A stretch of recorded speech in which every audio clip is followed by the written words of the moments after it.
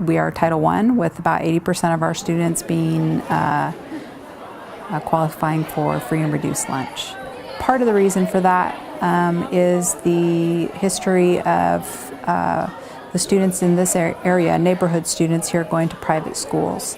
I realized quickly that the students didn't have ownership of the school, mostly because they don't live in this neighborhood. So school pride was really lacking. The relationships between teachers and students, teachers and other teachers, and administrators and teachers were strained.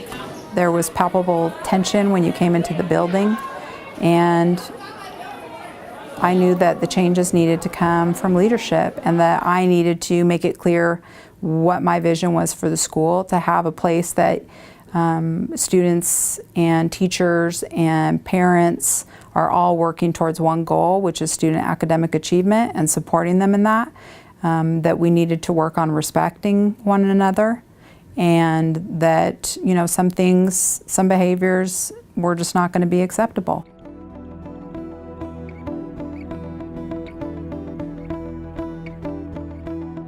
It's a very difficult job.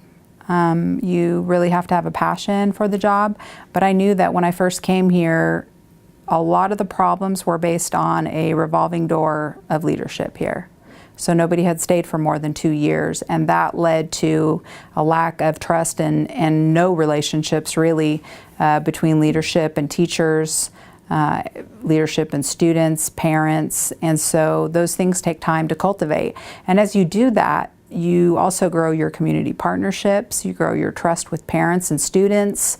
You know, now I have parents who say, please stay because my student's coming, they're in 6th grade and they're going to be there soon. So you just develop, you become a part of the community. For 7 years, it's been like a personal PR mission for me to get a lot of the public to see and hear about the good things going on at John Marshall. The opportunities that we have for students, the Finance Academy, the paid internships, the mentors at universities, at OU, at OSU, in our business community, the opportunities that we give to our seniors through our senior seminar, the backing that we do have from people who want to invest in the school. That is something that's generally not known to the community at large.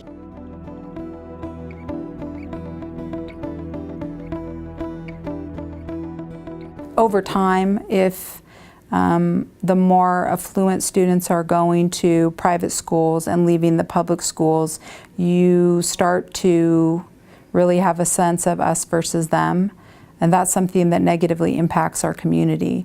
You know, when I meet with people from the neighborhood here, my real belief and statement to them is that the graduates of John Marshall will be your neighbors, your business owners, your employees. You have a vested interest in making sure that they are successful and that they are educated, not only to affect incarceration rates, but to make sure that these people are productive, contributing members of society, and that they are good people in your neighborhood that you want to live next door to.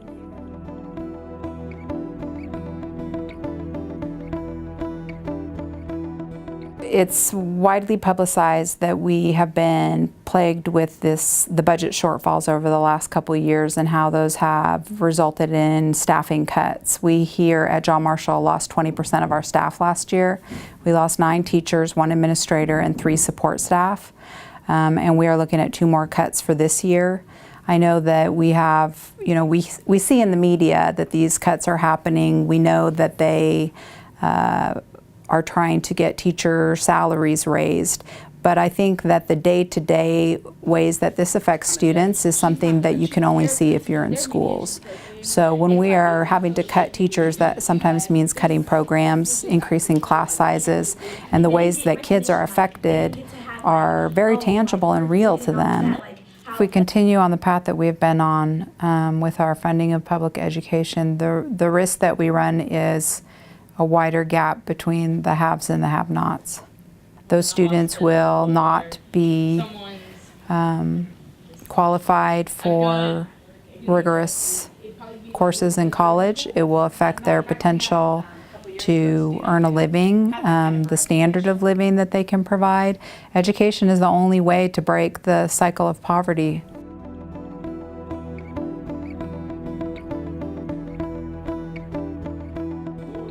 I love these kids. I mean, they do have leadership roles at those schools. I mean, I grew up in this school, so it was. I've just seen so many success stories. Kids who were kind of hopeless for themselves, but also just didn't have dreams for their own futures, really turn into amazing young people with a lot of potential, and kids going to college. We have kids being recruited by Ivy League schools. We have students graduating early. We have students receiving scholarships.